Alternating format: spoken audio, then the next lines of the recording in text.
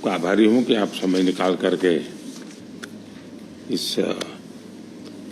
ज़्यादा समय तो नहीं था, लेकिन जितना समय मिला उसका मुझे भी लाभ मिला है और आपका आना मेरे लिए बहुत महत्वपूर्ण है। पिछले साल जब मैं वॉशिंगटन आया था तो मैंने टेक हैंडशेक एक कार्यक्रम में शामिल हुआ था और उस समय भी आप में से कुछ साथियों से मिलने का मौका मिला था। भारत में भी आप में से कई साथियों से समय समय पर मुझे मिलने का अवसर मिला है। आज एक साल बाद मैं दुनिया के बड़े बड़े जो इनोवेटर्स हैं उनके बीच अपने आप को गर्व महसूस कर रहा हूं कि मैं आप सबके बीच आज बैठा हूं। मैं जो ऊर्जा देख रहा हूं, जो उत्साह देख रहा हूं और भारत के प्रति जो एक भरोसा देख रहा हूं, ये वाकई हमें बहुत ही सुखद लगता है, क्योंकि जब आप जैसे एक्सपर्ट लोग कोई बात बताते हैं बदलती हुई दुनिया के विषय में और भारत की संभावनाओं के विषय में, तब भारत में भी एक नीति निर्धारण में हमारा विश्वास बढ़ जाता है। कुछ चीज़ों का सुझाव भी आपने दिया है, मेरी टीम ने सारी चीज़ों को नोट किया है, क्योंकि हम चाहते हैं कि आप जिस दुनिया में काम करते हैं और आप जिन दुनिया को अच्छी तरह जानते हैं और जिसका भविष्य भी आपको अनुमानित है, और तब आपके सुझाव आते हैं, वो सुझाव बड़े वैल्यूएबल होते हैं। आपके अनुभव मेरे लिए बहुत अहम है और इसलिए मैं भले ही टाइम छोटा रहा होगा तो कम रहा होगा, लेकिन उस महत्वपूर्ण बातों को बहुत तवज्जो देता हूँ, उसको बहुत बड़ा देता हूँ। एक बात सही है कि 21वीं सदी टेक्नोलॉजी ड्रिवन है। शायद ही जीवन का कोई क्षेत्र ऐसा होगा कि जिसको अब टेक्नोलॉजी ड्राइव न करती हो। किसी समय टेक्नोलॉजी का प्रभाव था, अब मैं देखता हूं टेक्नोलॉजी ड्राइव करने वाली है। लेकिन ऐसे समय में सिर्फ टेक्नोलॉजी या टेक्नोलॉजी प्लस डेमोक्रेसी, इसका एक संतुलन बहुत जरूरी है, क्योंकि डेमोक्रेटिक वैल्यूज और टेक्नोलॉजी का मिलना मानव कल्याण की गारंटी देता है, एक विश्वास पैदा करता है।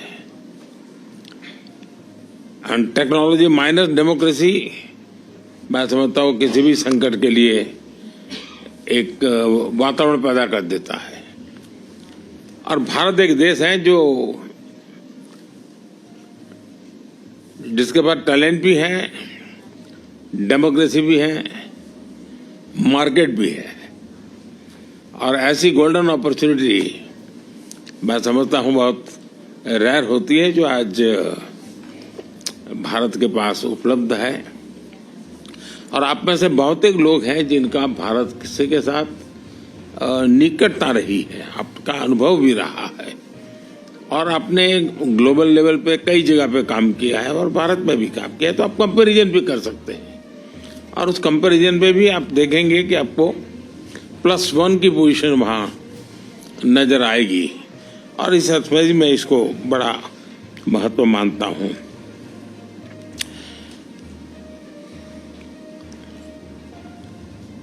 Initiative on critical and emerging technology,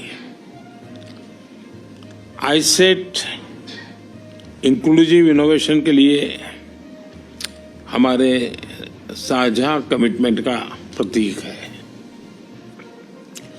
आप में से कई साथियों से मैं पहले भी मिला हूं। भारत आपकी ग्रोथ स्टोरी से फैमिलियर है और हम उस पर ट्रस्ट भी करते हैं।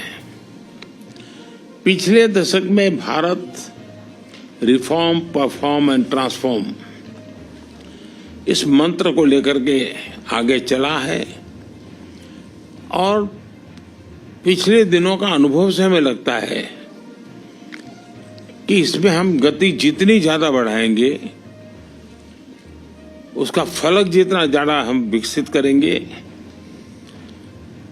और जरूरत के आधार पर हम रिफॉर्म को बल देंगे, तो शायद हम और अधिक परिणामकारी होंगे।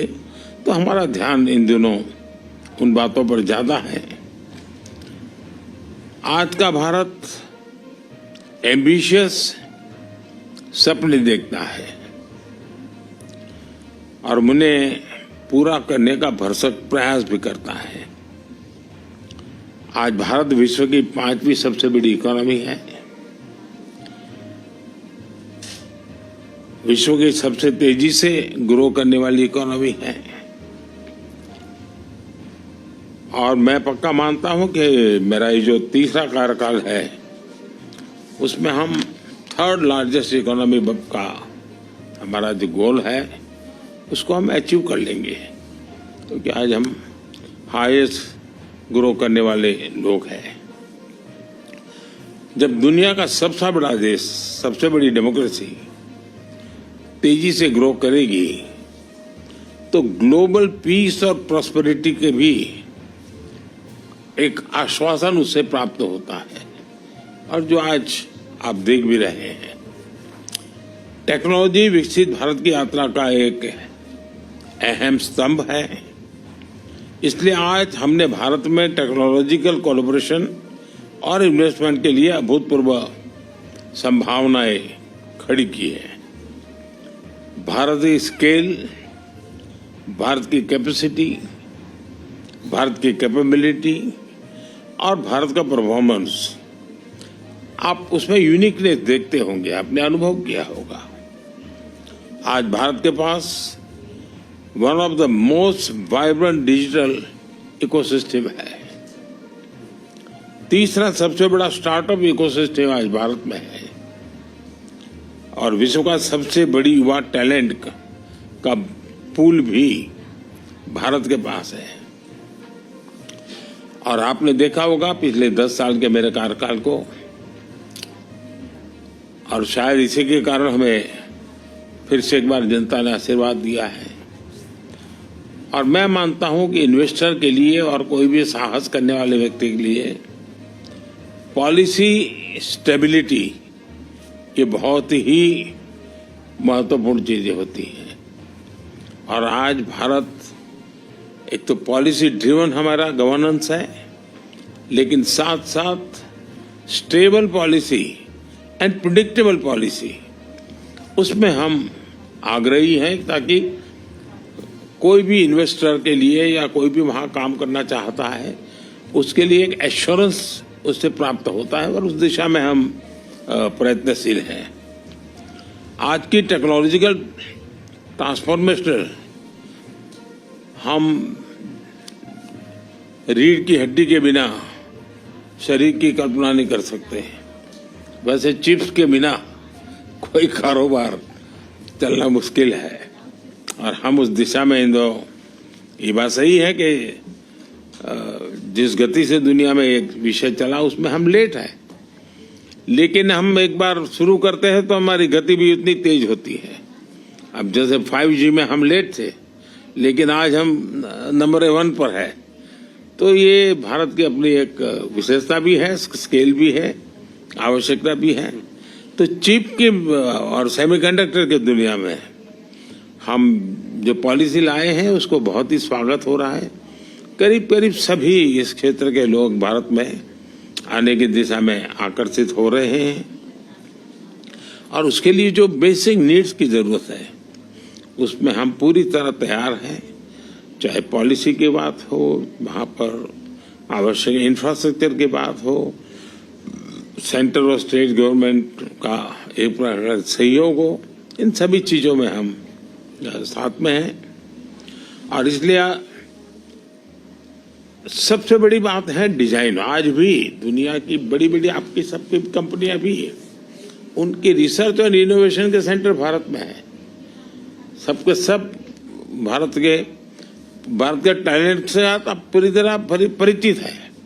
भारत के टैलेंट पर आपका पूरा भरोसा भी है, तो हम डिजाइन इन इंडिया के मूड में भी और आप काफी बल दे रहे हैं ताकि हम दुनिया को कुछ नया देने के लिए सेमीकंडक्टर में हम $15 बिलियन का एडिशनल इन्वेस्टमेंट करने की दिशा में हम आगे बढ़ रहे हैं। दुनिया भर से भी, जैसा मैंने कहा, इन्वेस्टमेंट आ रहा है और भारत का प्राइवेट सेक्टर भी इन दिनों में काफी इस मात्रा में निवेश कर रहा है। हाल ही हुए हमने एक सेमिकॉन इंडिया समिट की, आप में से कुछ साथी उसमें थे भी। भारत के पास global semiconductor ecosystem supply chain में एक रिलायबल और क्रेडिबल पार्टनर बनने की पूरी क्षमता है। आज हमारा इलेक्ट्रॉनिक सेक्टर $150 बिलियन से ज्यादा का है। हमारा लक्ष्य इसे 2030 में $500 बिलियन तक ले जाने का है, ताकि इस सेक्टर में 6 मिलियन नई जॉब्स की हम आपूर्ति कर सकते हैं। इन लक्ष्यों को पाने के लिए हम इंडस्ट्री के साथ जितना ज्यादा सहयोग बढ़ सकता है हम उसके लिए तैयार हैं और मेरी सिस्टम को भी प्रोएक्टिव करने की दिशा में मैं सफल रहा हूं। भारत में 500 मिलियन से ज्यादा की वर्किंग पॉपुलेशन है। भारत की औसत आयु 28 इयर्स है और बड़ी बात यह है कि हमारा यूथ स्टेम की पढ़ाई में काफी रुचि ले रहा है। इवन बेटियां भी स्टेम के एजुकेशन में हमारे यहाँ बेटियां भी लीड कर रही है। और मुझे तो याद है कि एक देश में मैं वहाँ के एक बहुत बड़े नेता मुझे पूछ रहा था कि क्या आपके यहाँ बच्चियां स्टेम के अंदर रुचि लेती है। जब मैंने उनको आंकड़ा बताया तो उनके लिए सरप्राइज था कि भारत की बेटियां भी उन सारे क्षेत्रों में काफी कुछ कर रही है। यूथ का ट्रेनिंग एंड अपस्किलिंग, ये मैं मानता हूं कि बहुत ही फोकस रिक्वायर है, क्योंकि जिस प्रकार से टेक्नोलॉजी में अपग्रेडेशन होता ही चला जा रहा है और स्किलिंग में अगर हम अपग्रेडेशन नहीं करते हैं तो शायद हम रुक जाएंगे। तो मेरा बल उस दिशा में भी उतना ही ज्यादा है। और इंडस्ट्री 4.0 के लिए इंडस्ट्री रेडी वर्कफोर्स, वो हम एडवांस में काम करने की दिशा में आगे बढ़ते हैं। आपका अनुभव और आपकी रिक्वायरमेंट, उसके आधार पर अगर कोई हमारे पास प्रोडक्ट मिलता है कि भाई ये हमें चाहिए, तो हम उसके आधार पर काम आगे बढ़ा सकते हैं और बहुत तेजी से इसको हम बढ़ा सकते हैं। हमारा लक्ष्य 1-2 सालों में 85,000 technician, engineers and R&D experts, उनका हम निर्माण करना चाहते हैं। उस प्रकार का हम इकोसिस्टम बना करके रिक्वायरमेंट अनुकूल स्किलिंग, उस दिशा में हम बल देने का प्रयास कर रहे हैं। सेमीकंडक्टर डिजाइन में तो 20% हिस्सेदारी भारत की है और अब सरकार ने हर सेक्टर के लिए डिजाइन इन इंडिया की मुहिम शुरू की है। और हाल में ही हमने हाई एंड रिसर्च को प्रमोट करने के लिए $12 बिलियन का रिसर्च फंड भी बनाया है, क्योंकि हम इनोवेशन पर विशेष बल देना चाहते हैं। भारत में मजबूत IPR फ्रेमवर्क, जो आपने उल्लेख किया IPR के संबंध में, और टेक्नोलॉजी और इनोवेशन को संरक्षित करने की दिशा में भी हमारा उतना ही बल है। हमने जो नया डेटा प्रोटेक्शन लॉ बनाया है उससे भी आप जैसे साथियों को महत्व है। अब डेटा प्रोटेक्शन लॉ का तो महत्व ही है। अब मैं डेटा पॉलिसी को लेकर के भी आ रहा हूं और मैं गवर्नेंस के मॉडल में डेटा गवर्नेंस पर भी बल दे रहा हूं। मैं गवर्नेंस में एक साइमल्टेनियस पिलर खड़ा करना चाहता हूं, जो गवर्नेंस के ट्रेडिशनल मॉडल है उसके साथ साथ एक गवर्नेंस का, डेटा गवर्नेंस का मॉडल, ये दोनों साइमल्टेनियस कैसे काम करे, क्योंकि बदलती हुई दुनिया में ये बहुत बड़ा रोल प्ले करने वाला है और हम उस दिशा में आगे बढ़ने का प्रयास कर रहे हैं। भारत एआई स्ट्रेटजी बनाने वाले सबसे पहले देशों में से एक है और मैं तो जब पिछली बार यहाँ आया था तो व्हाइट हाउस में हमारी एक छोटी सी टेक्निकल ग्रुप की मीटिंग थी, उसमें सुंदर भी थे और उस दिन मैंने कहा था कि मेरे लिए एआई का मतलब है अमेरिका इन इंडिया। तो हम उस ताकत को और बढ़ाना चाहते हैं और भारत ने जो टेक्नोलॉजी को डेमोक्रेटाइज करने की दिशा में जो काम किया है वो हर प्रकार के डिवाइड को खत्म करने वाला एक बहुत ही सफल प्रयोग है, ऐसा हम अनुभव कर रहे हैं। भारत एआई के रिस्पॉन्सिबल और एथिकल उपयोग के लिए भी प्रतिबद्ध है। हम G20 समिट में बैठे थे, उसमें भी एथिकल यूज ये एक सबसे बड़ा एजेंडा विषय था हमारा और उसमें मैंने एक सुझाव दिया था कि जिस प्रकार से एविएशन किसी एक देश या एक राज्य के नियमों से नहीं चलता है, पूरा aviation sector global rules and regulation चलता है। दुनिया का छोटा देश होगा तो भी उसने अमेरिका के स्टैंडर्ड से ही एविएशन चलाना पड़ेगा और अमेरिका कितना ही बड़ा देश कहने को अपनी मन मर्जी से नहीं चलेगा, उसको भी छोटे देश की पद्धतियां हैं उसको स्वीकार करना पड़ेगा। जिस प्रकार से एविएशन सेक्टर ग्लोबल गवर्नेंस बन चुका है वैसा ही डिजिटल हमें ग्लोबल गवर्नेंस का मॉडल ही खड़ा करना पड़ेगा। किसी एक देश का governance, rules and regulation digital world के लिए चलने वाला नहीं है और हमारे सामने मॉडल है। एविएशन सेक्टर एक सक्सेसफुल मॉडल है, सब लोग उसको फॉलो करते हैं। तो मैं G20 में इस विषय को मैंने बहुत आग्रह से रखा है, आगे भी मेरा ये प्रयास है। इतना ही नहीं, मैंने ये भी जिस प्रकार से डीप फेक के कारण लोग आज परेशान है तो उसके सामने भी मैंने कहा है कि क्यों न हम जब तक कि समाज तैयार नहीं होता है तब तक एक वाटरमार्क, हर इस प्रकार की चीजों पर वाटरमार्क आना चाहिए कि एआई जनरेटेड है। तो एक व्यक्ति को लगेगा भाई इस पर मैं भरोसा करूं या ना करूं। और मैं मानता हूं कि आप जैसे जो टेक्नोलॉजी का एक्सपर्ट है, मानव जाति की बड़ी सेवा होगी। ये ठीक है, एक स्टेज आने के बाद शायद जरूरत नहीं पड़ेगी, देखो आज हम उस स्टेज पर हैं, हमें जरूरत पड़ेगी। तो वाटरमार्क के साथ एआई जनरेटेड वाटरमार्क, ये कोई भी प्रोडक्ट आएगा अगर एआई टच है तो ऊपर आएगा ही, ऑटोमेटिक आएगा कि एआई जनरेटेड है। उसके लिए रूल्स एंड रेगुलेशन काम नहीं करेंगे, technology will give a solution. और इसलिए मैं समझता हूँ उस दिशा में भी अगर इतने सारे ब्रेन्स यहाँ हैं तो आप जरूर कुछ न कुछ कंट्रीब्यूट कर सकते हैं।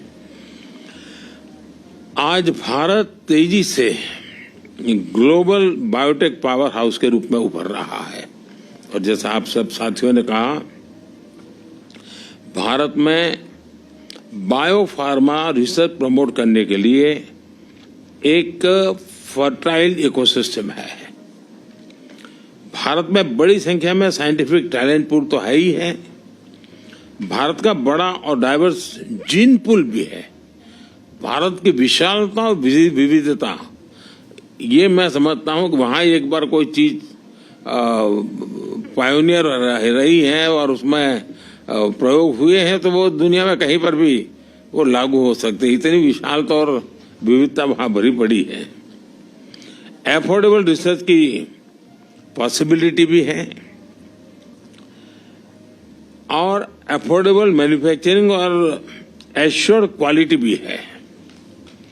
बायो सिक्योर एक्ट जो कैपेसिटी गैप क्रिएट का होगा, भारत उसे ट्रस्टेड और एफिशिएंट तरीके से पूरा कर सकता है।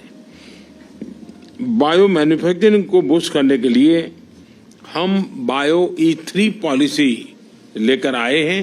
आपके साथ ध्यान में आया होगा, पिछले सप्ताह ही मैंने मेरी कैबिनेट में बायो E3 की पॉलिसी हम लेके आए हैं और एक बहुत फ्यूचरिस्टिक पॉलिसी हमने बनाई है। बायो E3 यानी biotechnology for economy, employment and environment, इन तीनों चीजों को लेकर के मैंने बायो E3 पॉलिसी को बल दिया है। 2030 तक भारत की बायो इकोनॉमी बढ़कर $300 बिलियन की होने की हम संभावना देखते हैं।